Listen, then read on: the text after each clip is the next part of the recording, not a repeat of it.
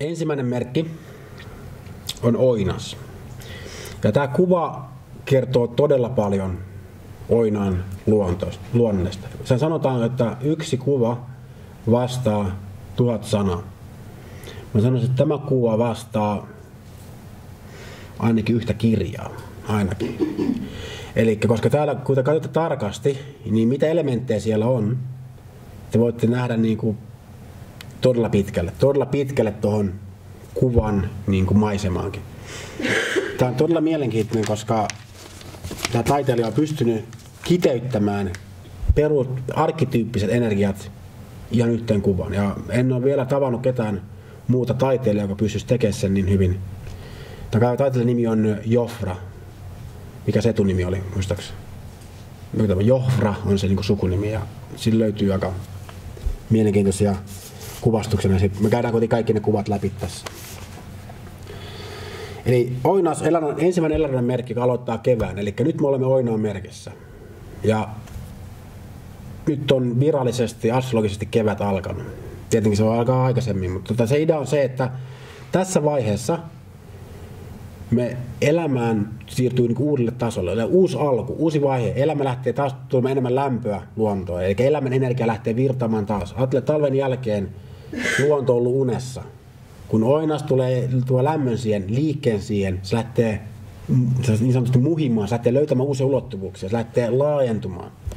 Oinan energia liittyy hyvin paljon impulsiivisen laajentumiseen, ei välttämättä sellaiseen hallittuun laajentumiseen, mutta sen voimaan, mikä mahdollistaa sen, että jotain voi syntyä. Eli on todella suuri voima, mikä syntyy tässä oinan aikana. Ja tämä on minusta helppo huomata, kun ei ehkä vielä tässä vaiheessa, mutta sitten kun tulee vähän lämpimimpiä päiviä. Ja menkää käymään vaikka jossain metsässä, jossain missä on niin luontoa.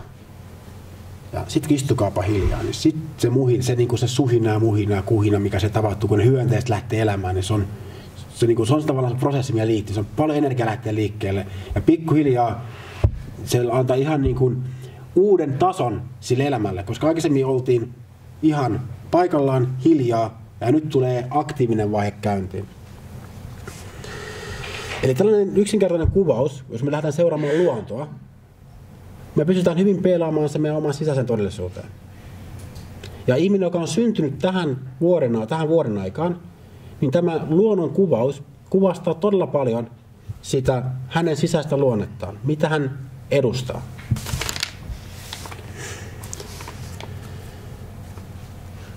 Ja miten se oinas tarkoittaa sinulta? Eikä hän on hyvin innoissaan. Hän on hyvin, sanotaan, hän lähtee täysillä tilanteisiin. Hän on jopa tietynlainen pioneeri monessa asiassa. Hän on hyvin tavallaan jääräpäät siinä, missä hän menee täysillä niin kauan, että kolahtaa. Niin se on niin kuin, kun kolahtaa, hän juoksee vielä lujempaa. Eli se on se oinan energia, että mennään täysin läpi ja ei välttämättä ajatella loppuun asti.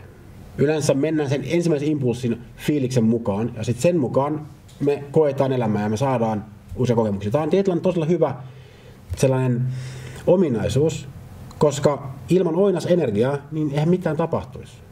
Kaikki olisi pelkästään niin kuin pysähdyksissä, koska oinas on se voimakkain impulssi, mikä mahdollistaa se, että jotain, mikä oli täysin vastakohta, eli pysähtynyttä, alkaa taas löytämään uuden suunnan. Niin, jos miettii, että meillä on vaikka porukka, työporukka, missä jahkaillaan jossain asiasta. Sanotaan leikitään, että on 12 ihmistä ja on 12 eli eräänään merkkiä. No niin. On momentti, että me nyt mietitään, mitä me tehdään tällä meidän, mikä on, sanotaan, että meillä on vaikka joku näköinen yhdistys, mikä tukee haavoittuneita lemmikkieläimiä. Sanotaan tälleen näin. Sitten siinä oikein lähdetään keskustelemaan, niin mitä se oinas reagoi siinä tilanteessa. Okei, että ihan sama teoriassa lähdetään toimimaan, mennään nyt eteenpäin. Tulee joku idea, ja ottaa sitä ideasta kiinni, toimii, hyvä idea tämä asia, mennään eteenpäin. Hän ei jaksa jäädä niin pykimään siihen niin miettimään. Jotkut muuten merkit saattaa olla enemmän sellaiset, että ne pykii. Eli oinas on se, joka aloittaa sen.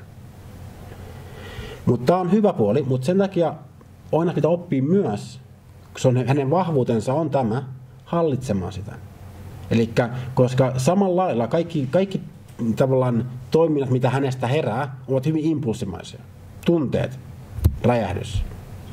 Toiminta, räjähdys. Kaikki on niin kuin, tavallaan tapahtuu niin kuin nyt heti. Niin sellainen tietynlainen salainen lause on, mitä voisi sanoa, että hold your horses. Eli kun tulee se impulssi, laske 10.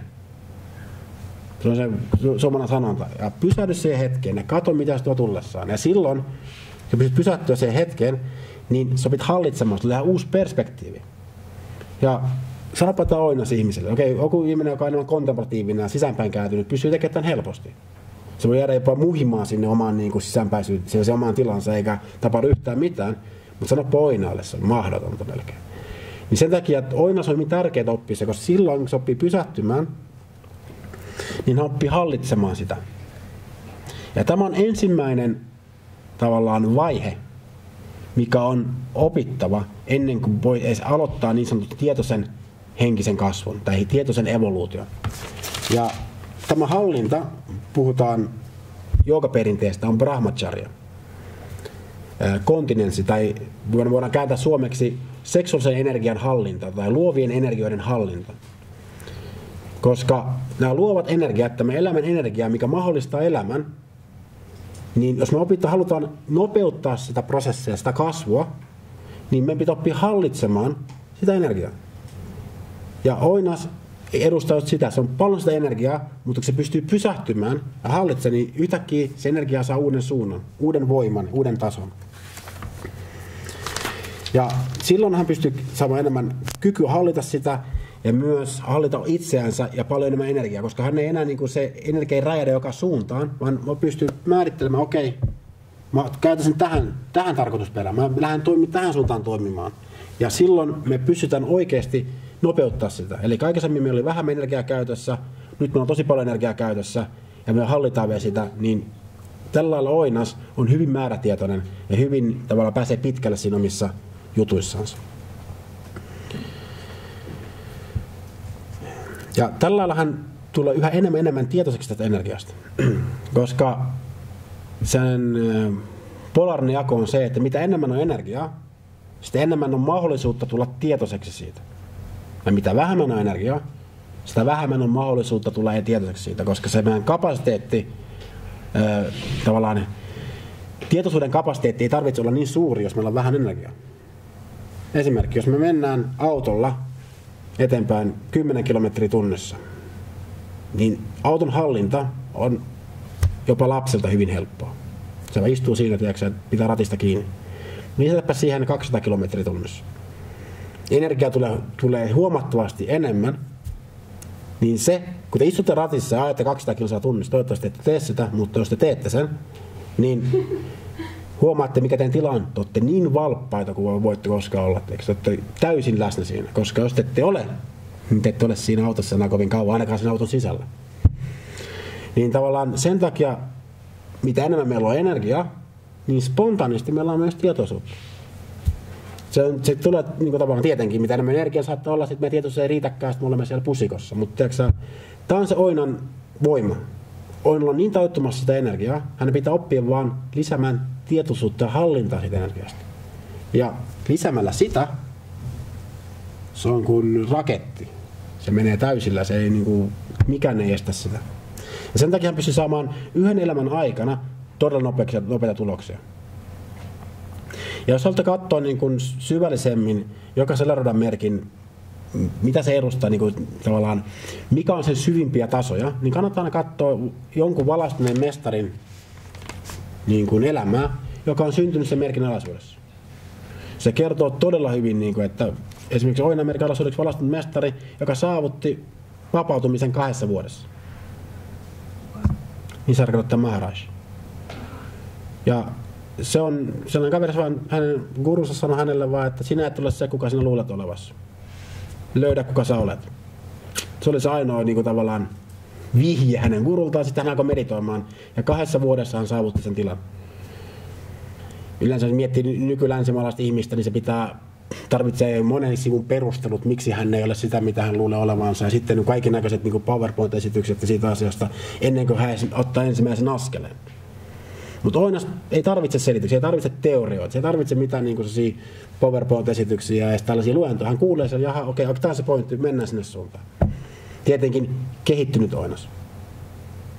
Kehittymätön oinas on eri juttu. Sitten se niin kuin, ei sitä kiinnostaa. Se tekee vain mitä hän itse haluaa. Ja se pitää oppia näkemään se ero, missä menee. Ja kuka on oikea mittari? Me itse ollaan mittareita siihen, missä tilassa me mennään. Ja tietenkin ympäröivä todellisuus. Että jos 2 ihmistä sanoo, että olet kännissä, niin hyvin todennäköisesti sä olet kännissä.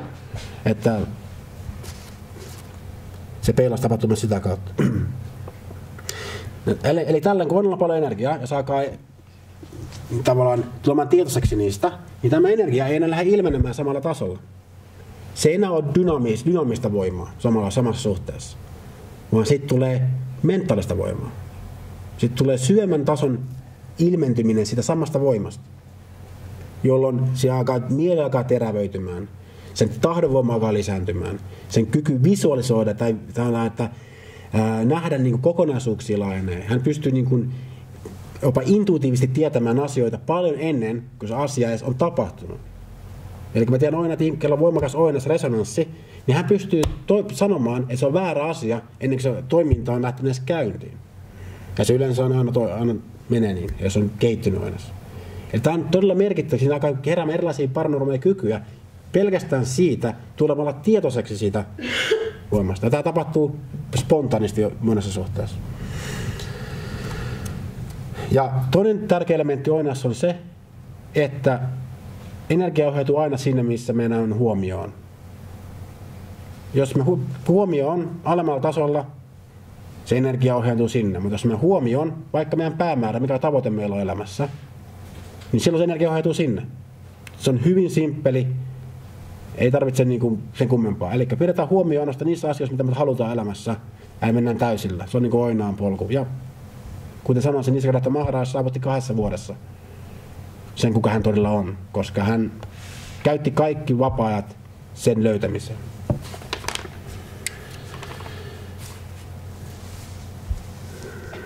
Ja tälleen hänestä tulee todella merkityksellinen, koska hän oppii hallitsemaan spontaanilla tavalla kaikkia energioita, sanotaan universumin energioita, siis puhutaan oman sisäisen maailman kaikkia energioita, kun taas myös ulkoisen maailman kaikkia energioita, ihan vain sen takia, koska hänellä on se tosi tarkka suunta, voima hallita niitä ja tietoisuus.